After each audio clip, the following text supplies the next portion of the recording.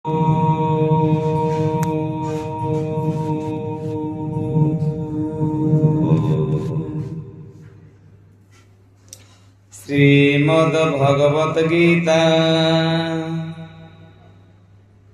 तृतीय अध्याय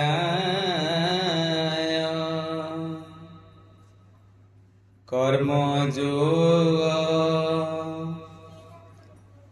श्लोक संख्या 43। एवं बुद्धे परं बुद्ध्वा संस्तभ्यात्मानमात्मना जय शत्रुं महाबाहो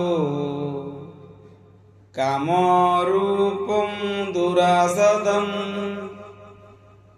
अतः एहिपरि भावरे व्यक्ति निजको भाविब जे से जड़ेन्द्रिय मन एवं बुद्धिटारू ऊर्ध्वरे अवस्थित। से एहिपरि भावी तार नीच मन को उच्च मन साहाय्य नियंत्रित करने उचित एवं दिव्य शक्ति बा आत्मशक्ति बल काम रूप परिचित ए दुर्दुष्ट शत्रु को जय करने उचित। भावार्थ भगवत गीतार ये तृतीय अध्याय कृष्ण चेतना मार्गर स्थिर सिद्धांत प्रदर्शन करुछि। व्यक्ति एथिरु जानिब जे से परम पुरुष भगवानंकर शाश्वत सेवक अटे। से कदापि यह भाविबा उचित नुह जे भगवान हेउछन्ति निर्विशेष वा निराकार शून्य एवं से शून्यता ही हेउछि चरम परिणति। भौतिक स्थिति रे व्यक्ति निश्चिंत भाव रे काम पीड़ारे प्रपीड़ित हुए एवं भूत प्रकृति उपरे आधिपत्य विस्तार करिवार कामना मध्य बलवत्त हुए। भूत प्रकृति उपरे आधिपत्य विस्तार करिबा एवं इंद्रिय सुख उपभोग करिबा कामना हेउछि बद्ध जीवर प्रधान शत्रु।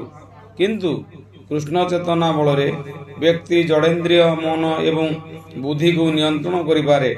हठात केही कर्म त्याग करि न पारे बा कर्तव्य कर्मरु दूरेई जाई न पारे।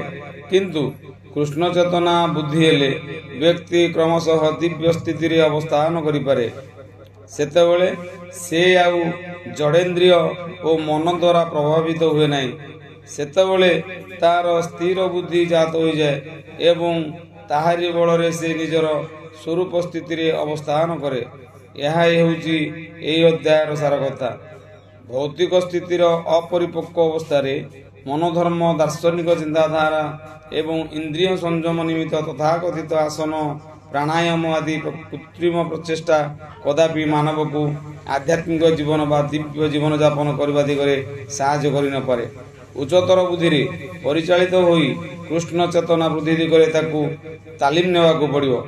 एहिपरि भावरे श्रीमद् भागवत गीतार तृतीय अध्यायर कर्मयोग अर्थात कृष्ण चेतनार कर्तव्य संपादन शीर्षक भक्ति वेदांत भाष्य समाप्त होला। राधे कृष्ण।